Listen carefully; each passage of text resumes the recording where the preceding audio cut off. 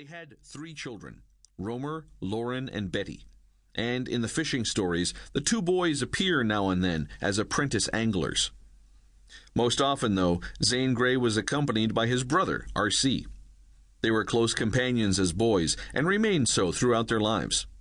Time and again, ZG refers wistfully to his boyhood days and attributes his fishing, in part, to the need to recover the feelings he had when he and R.C. ignored their father's angry strictures and went off to the streams and rivers. Fishing keeps boys longer than any other pursuit. His other companions on these trips were friends, like Captain Laurie Mitchell, an English sportsman he met in Nova Scotia, or men who worked for him, such as Captain Sid Borstler. Captain Sid ran ZG's fishing boats and also oversaw the renovation of ZG's great yacht, Fisherman. ZG bought the 190-foot schooner in Nova Scotia and had her refitted so that he and his entourage could search in comfort for virgin seas. And there were other assistants, men like Peter Williams, a New Zealand whaler and fisherman, whose steady and dependable knowledge of all things nautical made many of ZG's great triumphs possible. The stories are sprinkled with these characters, for ZG liked the company of such men. He admired their competence and courage. All my life I have envied country boys, backwoodsmen, native fishermen, and the hardy men who eke out a living from the deep, for they see most of nature's wonders. They're always there, daybreak and sunset, and they catch the most and biggest fish. But it was not just catching fish that mattered. What mattered was going and seeing and simply being in the wild.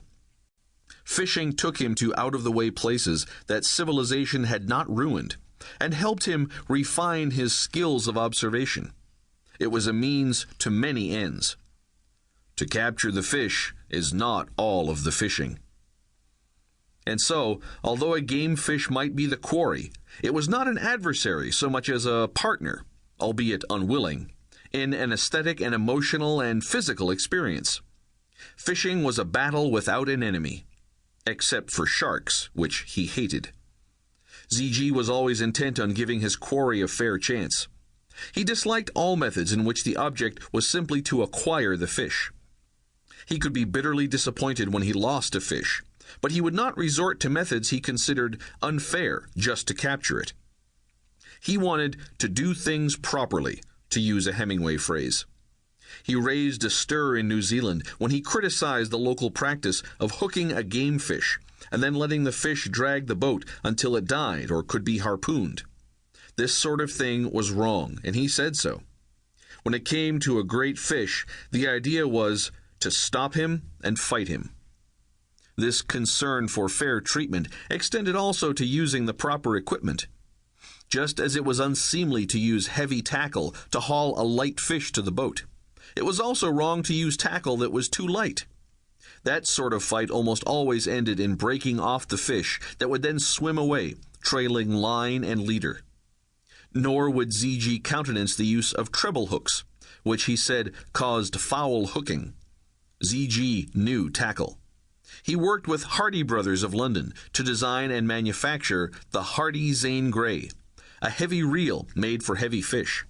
And he wrote extensively about the need to match the tackle to the fish, not only because it was effective, but also because it was the proper thing to do. The angling ethics of the time were different, of course. ZG generally kept the fish he caught.